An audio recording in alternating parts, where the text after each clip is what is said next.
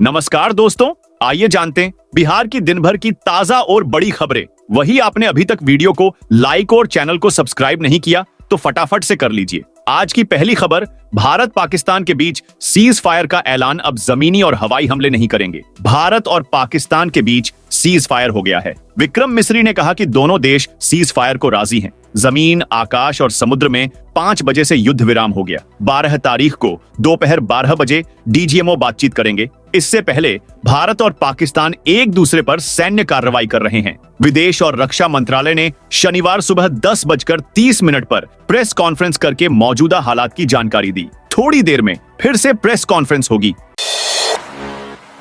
पूर्णिया में सीएम नीतीश ने ली high level meeting, border वाले इलाकों को लेकर खास निर्देश। ऑपरेशन सिंदूर के मद्देनजर राज्य के सीमावर्ती जिलों में सुरक्षा व्यवस्था को लेकर मुख्यमंत्री नीतीश कुमार पूर्णिया में उच्च स्तरीय समीक्षा बैठक की। पूर्णिया समाहरणालय के सभा कक्ष में शनिवार पूर्वाह्न 11 बजे समीक्षा बैठक शुरू हुई, जो कि करीब 40 मिनट तक चली। मुख्यमंत्री ने अधिकारियों को निर्देश देते हुए कहा कि भारत पाकिस्तान के बीच बढ़ते तनाव को ध्यान में रखते हुए सीमावर्ती इलाकों में पूरी तरह से सतर्कता बरतें, सीमा पर स्थित सड़कों पर लगातार गश्ती करते रहे तथा आने जाने वालों की पूरी जांच करें। साथ ही महत्वपूर्ण सड़कों, पुलों, रेलवे लाइन एवं धार्मिक स्थलों जैसे संवेदनशील स्थानों पर पूरी निगरानी रखें। राज्य सरकार के सभी पदाधिकारी भारतीय सेना एवं सशस्त्र सीमा बल के पदाधिकारियों के साथ मिलकर काम करें। इसी महीने मिल जाएगा अगस्त तक का मुफ्त राशन। राष्ट्रीय खाद्य सुरक्षा अधिनियम के तहत अगस्त 2025 तक के मुफ्त राशन का वितरण इसी महीने कर दिया जाएगा। बिहार के डिप्टी सीएम सम्राट चौधरी ने यह जानकारी दी। उन्होंने कहा कि केंद्र सरकार ने आने वाले मॉनसून सीजन को देखते हुए राशन का एडवांस में उठान और उसका लाभार्थियों में वितरण को अनुमति दी है। राज्य के लाखों लाभार्थियों को 3 महीनों का मुफ्त राशन एडवांस में मिलेगा। सम्राट चौधरी ने शुक्रवार को बताया कि खाद्य एवं सार्वजनिक वितरण मंत्रालय ने यह आदेश जारी किया है। इसमें कहा गया है कि राज्यों को अगस्त 2025 तक के लिए आवंटित किए जाने वाले खाद्यान्न की उठान 30 मई 2025 तक पूरी की जाए। बरसात, बाढ़ जैसे हालात की आशंका की वजह से पैदा होने वाले परिवहन और भंडारण की चुनौतियों को देखते हुए यह निर्णय लिया गया है। नालंदा में भारत पाक तनाव के बीच अधिकारियों की छुट्टियां रद्द। नालंदा जिलाधिकारी शशांक शुभंकर और पुलिस अधीक्षक भारत सोनी के नेतृत्व में जिले में कानून व्यवस्था बनाए रखने के लिए पूरी तरह से सतर्क है। अधिकारियों की छुट्टियां रद्द कर दी गई हैं और होटल, लॉज और साइबर कैफे पर कड़ी निगरानी रखी जा रही है। जमाखोरी और कालाबाजारी पर सख्त कार्रवाई की जाएगी और सोशल मीडिया पर अफवाह फैलाने वालों पर नजर रखी जा रही है। किशनगंज बीएसएफ ने भारत बांग्लादेश बॉर्डर से जासूस को पकड़ा। बीएसएफ ने भारत बांग्लादेश बॉर्डर से एक बांग्लादेशी जासूस को पकड़ा है। शुक्रवार देर रात किशनगंज सेक्टर में तैनात बीएसएफ के जवानों ने बिहार से लगे पश्चिम बंगाल के उत्तर दिनाजपुर में ये कार्रवाई की है। बागडोगरा सैन्य छावनी के नजदीक से इस बांग्लादेशी जासूस को गिरफ्तार किया। पकड़े गए आरोपी की पहचान अशरफुल आलम के रूप में हुई है। अशरफुल ने पूछताछ के दौरान खुद को बांग्लादेशी जासूस बताया है। उसने बांग्लादेश की खुफिया एजेंसी का पूर्व कर्मचारी होने का दावा किया है। इसके बाद उसे दिल्ली भेजने का फैसला लिया गया, इसलिए उसे किशनगंज बीएसएफ हेडक्वार्टर न लाकर बागडोगरा एयरपोर्ट के पास सिलीगुड़ी में रखा गया है। अब उसे बागडोगरा एयरपोर्ट से ही दिल्ली भेजा जा सकता है। आतंकी करा सकते हैं, गड़बड़ी सीमावर्ती इलाकों में बरतें। सतर्कता। मुख्यमंत्री नीतीश कुमार ने कहा कि कश्मीर के पहलगाम की घटना के बाद की स्थिति को ध्यान में रखते हुए हर प्रकार से सतर्कता बरतने की जरूरत है। आतंकवादी या असामाजिक तत्व किसी व्यक्ति को गुमराह कर या लालच देकर गड़बड़ी करा सकते हैं। इन सब चीजों पर भी विशेष नजर रखने की जरूरत है। उन्होंने कहा कि केंद्रीय अर्धसैनिक बलों के साथ समन्वय सुनिश्चित किया जाए। महत्वपूर्ण पथों, पुलों, railway line, airport, petrol diesel depot, gas station आदि पर कड़ी नजर रखी जाए। एयरपोर्ट, बस स्टैंड, रेलवे स्टेशनों में चला जांच अभियान। भारत पाकिस्तान के बीच युद्ध की स्थिति को देखते हुए पटना जिले की सुरक्षा व्यवस्था चौकस कर दी गई है। शुक्रवार को Patna airport, bus stand, railway स्टेशनों पर सघन जांच अभियान चलाया गया। इसके अलावा चौक चौराहों पर भी जांच अभियान चलाया गया। वहीं संदिग्धों पर आई CCC कैमरे से भी पुलिस नजर रख रही है। देर शाम के बाद पुलिस ने प्रमुख चौक चौराहों पर रोको टोको अभियान चलाया, वाहनों की तलाशी ली गई। इसके अलावा होटलों में देर रात तक जांच अभियान चलाया। होटल संचालकों को निर्देश दिया गया है कि वे अपने यहाँ ठहरने वाले गेस्ट का पहचान पत्र अवश्य रखें। पटना पुलिस ने आम लोगों से अपील की है कि किसी भी संदिग्ध वस्तु या व्यक्ति को देखने पर तत्काल डायल 112 पर सूचना दें। थर्मल पावर प्लांट के पास ड्रोन उड़ाने पर होगी कार्रवाई। बक्सर के चौसा में भारत रत्न कंपनी एसजेवीएन द्वारा निर्माणाधीन थर्मल पावर प्लांट की सुरक्षा व्यवस्था का जायजा लिया गया। डीएम अंशुल अग्रवाल और ईएसपी शुभम आर्य ने संयुक्त निरीक्षण किया। इस दौरान डीएसपी धीरज कुमार, एसडीएम धीरेन्द्र मिश्रा, सीआईएसएफ के अधिकारी और एसजेवीएन तथा एलएंडटी के प्रतिनिधि मौजूद रहे। अधिकारियों ने स्पष्ट किया कि थर्मल पावर प्लांट के आसपास बिना अनुमति ड्रोन कैमरा का उपयोग प्रतिबंधित है। नियम उल्लंघन पर कड़ी कार्रवाई की जाएगी। डीएम अग्रवाल ने बताया कि भारत पाकिस्तान तनाव को देखते हुए इस महत्वपूर्ण परियोजना की सुरक्षा का विशेष ध्यान रखा जा रहा है। बिहार स्पोर्ट्स यूनिवर्सिटी में लोकपाल की हुई नियुक्ति। बिहार स्पोर्ट्स यूनिवर्सिटी ने सेवानिवृत्त न्यायाधीश मनोज कुमार को विश्वविद्यालय का लोकपाल नियुक्त किया है। यह नियुक्ति यूजीसी छात्रों की शिकायतों का निवारण विनियम 2023 के अनुसार की गई है। समस्तीपुर के पूर्व प्रिंसिपल जिला एवं सत्र न्यायाधीश मनोज कुमार को 3 साल की अवधि के लिए या 70 साल की आयु तक, जो भी पहले हो, इस पद पर नियुक्त किया गया है। यह फैसला 7 मई को हुई बैठक के दौरान लिया गया और विश्वविद्यालय के उपकुलपति के अनुमोदन के बाद आज औपचारिक रूप से अधिसूचित किया गया। बक्सर के गंगौली में भारी मात्रा में विदेशी शराब जब्त। बक्सर के रामदास राय के डेरा थाना अंतर्गत गंगौली संबत स्थान से शुक्रवार की रात पुलिस को एक बड़ी सफलता हाथ लगी है। गुप्त सूचना के आधार पर की गई छापेमारी में एक एक्सयूवी कार से कुल 304.920 लीटर विदेशी शराब बरामद की गई है। इस कार्रवाई के दौरान वाहन चालक को भी गिरफ्तार किया गया है, जिसकी पहचान मिथिलेश पासवान पिता तारकेश्वर पासवान निवासी भवन गामा थाना कृष्णागढ़ जिला भोजपुर के रूप में की गई है। पुलिस का कहना है कि विगत कुछ दिनों से इलाके में अवैध शराब के तस्करी की सूचना मिल रही थी। इसके मद्देनजर पुलिस अधीक्षक के निर्देश पर एक विशेष टीम का गठन किया गया। पर्यटकों के लिए 5 जून को खुल जाएगा उदयपुर सरैया मन। पश्चिम चंपारण स्थित वनाश्रयी उदयपुर सरैया मन 5 जून को पर्यटकों के लिए खोल दिया जाएगा। पर्यावरण, वन एवं जलवायु परिवर्तन मंत्री ने 3 दिन पहले जायजा लेने के बाद इसकी घोषणा की थी। पर्यटक यहां जलीय वनस्पति और जीवों को करीब से देख सकेंगे। 33 से अधिक प्रजाति की विदेशी पक्षियों को भी यहां देखा जा सकेगा। उदयपुर जंगल के मध्य गोखुर झील है। इसमें कई प्रकार के जलीय वनस्पतियों का विस्तार है, इसीलिए यह जगह जीव विज्ञानियों एवं वनस्पति के क्षेत्र के जानकारों के लिए भी उपयोगी है। गोपालगंज में झुलसाने वाली गर्मी का कहर। गोपालगंज में भीषण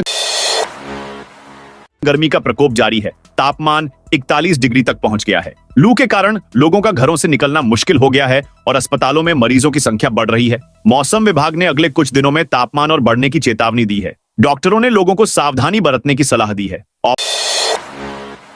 ऑपरेशन सिंदूर के बाद देशभक्ति का ज्वार। तिरंगे की बिक्री में बढ़ोतरी। ऑपरेशन सिंदूर की सफलता के बाद पूरे देश में देशभक्ति का माहौल चरम पर है। खास तौर पर शहर में रैलियों, जुलूसों और विजय उत्सवों के चलते लोगों में जोश और गर्व की भावना साफ झलक रही है। इसका असर बाजारों पर भी दिखाई दे रहा है, जहां तिरंगा झंडा, बैज और अन्य देशभक्ति से जुड़े सामानों की बिक्री में जबरदस्त उछाल आया है। दुकानदारों राजेश कुमार, प्रदीप कुमार आदि ने बताया कि पिछले 3 दिनों के बाद तिरंगे की मांग कई गुना बढ़ गई है। स्वतंत्रता दिवस और गणतंत्र दिवस के अलावा कई खास मौकों पर इसकी बिक्री होती थी, लेकिन पिछले 2 दिनों से हर उम्र और वर्ग के लोग तिरंगा खरीदने दुकानों पर पहुंच रहे हैं।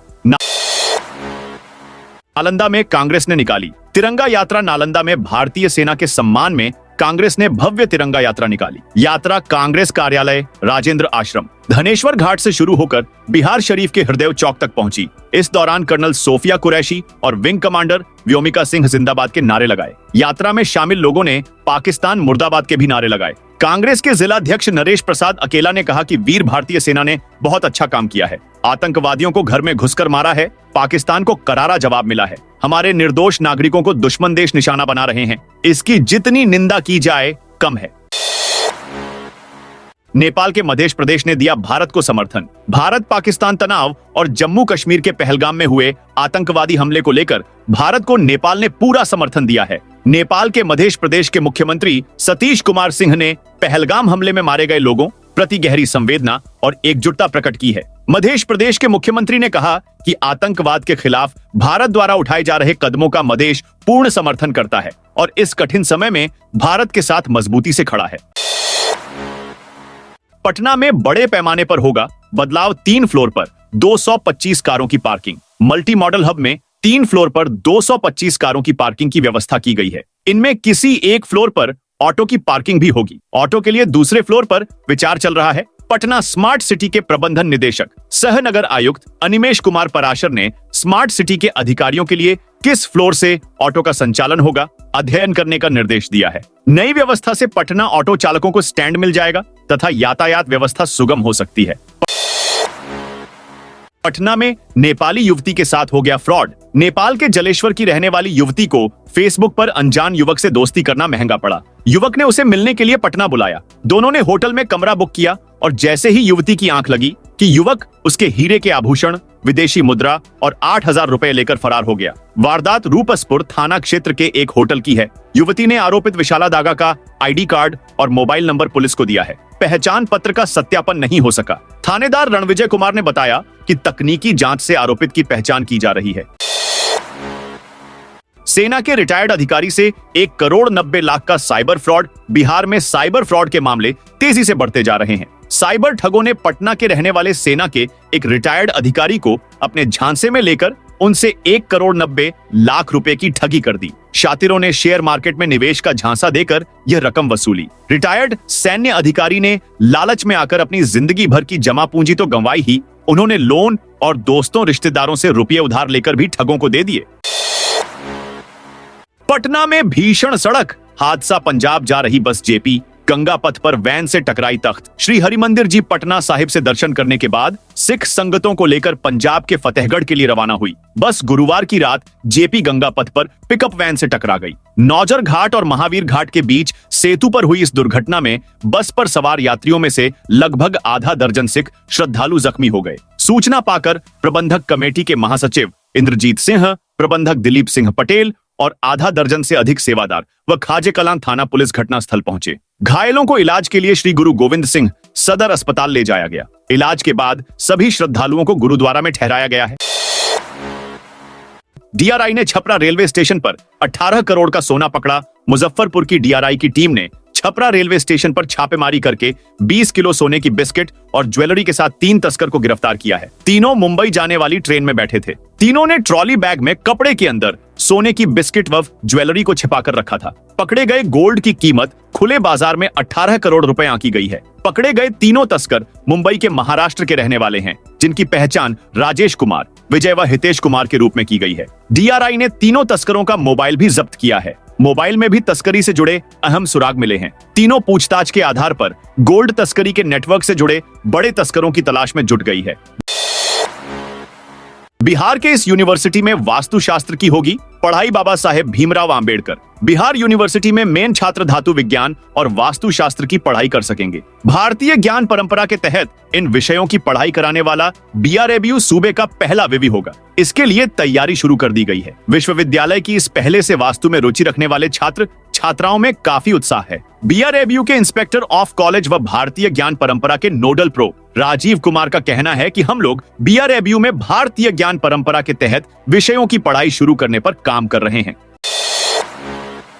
बिहार सरकार ने जारी किया स्कूलों का आंकड़ा। राज्य के सभी प्रारंभिक विद्यालयों में पढ़ने वाले 95 छात्र छात्राओं को निशुल्क पाठ्य पुस्तकें उपलब्ध कराई जा चुकी हैं। ये सभी विद्यार्थी 1ली से 8वीं कक्षा तक के हैं। शेष 5% विद्यार्थियों को अगले सप्ताह तक किताबें मुहैया होंगी। शिक्षा विभाग के उपलब्ध आंकड़े के मुताबिक शुक्रवार तक 95% छात्र छात्राओं को पाठ्य पुस्तकें उपलब्ध कराई जा चुकी हैं। जिन छात्र छात्राओं को पाठ्य पुस्तकें उपलब्ध कराई जा चुकी हैं, उनमें 17 जिले ऐसे हैं जहां के 100% बच्चों हाथों में किताबें पहुंच चुकी हैं।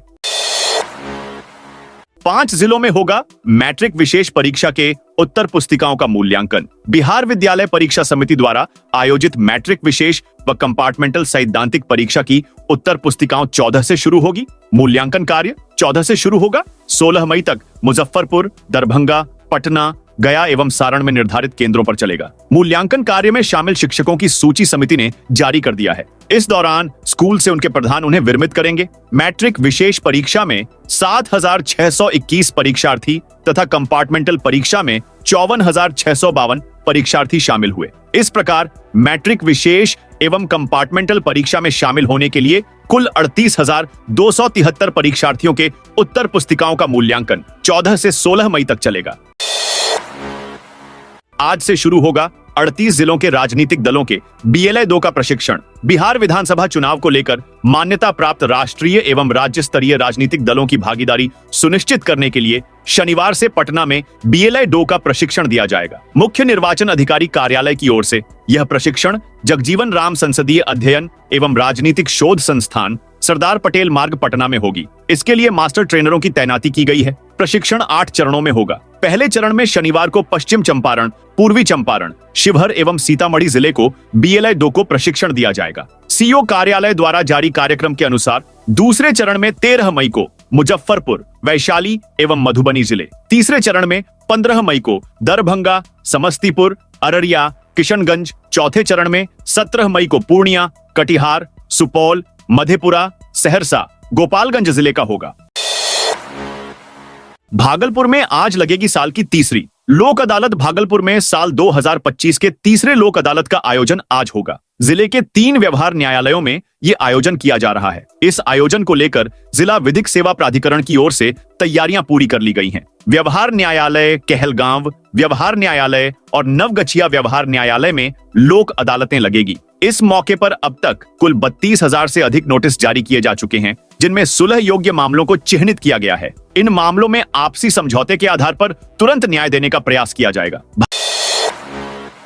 भागलपुर के पीरपैंती प्रखंड स्थित रामनगर टोला में शनिवार दोपहर आग लग गई। आग लगने का कारण शॉर्ट सर्किट को बताया जा रहा है। हालांकि इसकी पुष्टि अभी नहीं हुई है। आग इतनी तेज थी कि देखते ही देखते 25 से अधिक घर इसकी चपेट में आ गए और उनमें रखा सारा सामान जलकर राख हो गया। हादसे में घरों के साथ साथ पालतू जानवर भी झुलस गए। करीब 1 घंटे तक आग ने पूरे इलाके में तबाही मचाई। लोग अपने अपने घरों से निकलकर सुरक्षित स्थानों पर भागे। गनीमत रही कि इस हादसे में किसी प्रकार की जनहानि नहीं हुई। हालांकि आर्थिक नुकसान हुआ है। भूपेश बघेल पहुंचे, पटना साधेंगे कुर्मी वोट बैंक। विधानसभा चुनाव को लेकर कांग्रेस ने बिहार में सक्रियता बढ़ा दी है। कांग्रेस ने अपने बड़े नेताओं को बिहार का दौरा शुरू कर दिया है। आज छत्तीसगढ़ के पूर्व CM भूपेश बघेल पटना पहुंचे हैं। पटना पहुंचकर भूपेश बघेल कई कार्यक्रम में शामिल हो रहे, जहां कुर्मी समाज के लोगों से मुलाकात करेंगे। कुर्मी वोट बैंक की साधेंगे। भूपेश बघेल का पटना एयरपोर्ट पर कांग्रेस नेताओं ने जमकर स्वागत किया। VTR के जंगलों में भीषण आग से मचा हड़कंप। बगहा में शुक्रवार को वाल्मीकि टाइगर रिजर्व के घने जंगलों में अचानक भीषण आग भड़क गई। आग की लपटें वाल्मीकि विहार होटल के नजदीकी जंगल क्षेत्र में देखी गईं। पूरे क्षेत्र में धुएं का घना गुब्बार फैल गया है, जिससे इलाके में हड़कंप मच गया है। घटना की सूचना मिलते ही वन विभाग की टीमें तत्काल मौके पर पहुंची और आग पर काबू पाने के प्रयास शुरू कर दिए गए। दमकल विभाग की मदद से राहत और बचाव कार्य तेजी से चल रहा है। हालांकि आग लगने के कारणों का अब तक पता नहीं चल पाया है और इसकी जांच शुरू कर दी गई है। बिहार फार्मेसी काउंसिल में महाघोटाला। बिहार फार्मेसी काउंसिल में फार्मासिस्टों के निबंधन और रिन्यूअल में एक चौंकाने वाला फर्जीवाड़ा हुआ है। यहां 100 वर्ष से अधिक उम्र के सैकड़ों फार्मासिस्ट भी हर साल अपना सर्टिफिकेट रिन्यूअल करा रहे हैं। स्वास्थ्य सेवाओं की रीढ़ माने जाने वाले फार्मासिस्टों का निबंधन और रिन्यूअल 1952 से अब तक बिना पर्याप्त जांच के हो रहा है। इस दौरान हजारों फर्जी प्रमाण पत्र धारकों को न सिर्फ रजिस्टर्ड किया गया, बल्कि हर साल उनके लाइसेंस का नवीनीकरण भी हो रहा है। इसके लिए सुप्रीम कोर्ट और पटना हाई कोर्ट के आदेश पर काउंसिल ने कई को हटाने का निर्णय लिया है। साथियों, ये थी बिहार की दिन भर की ताजा और बड़ी खबरें। आपने अभी तक बिहार समाचार चैनल को सब्सक्राइब नहीं किया तो फटाफट से कर लीजिए, ताकि बिहार की खबरें सबसे पहले आपको मिले।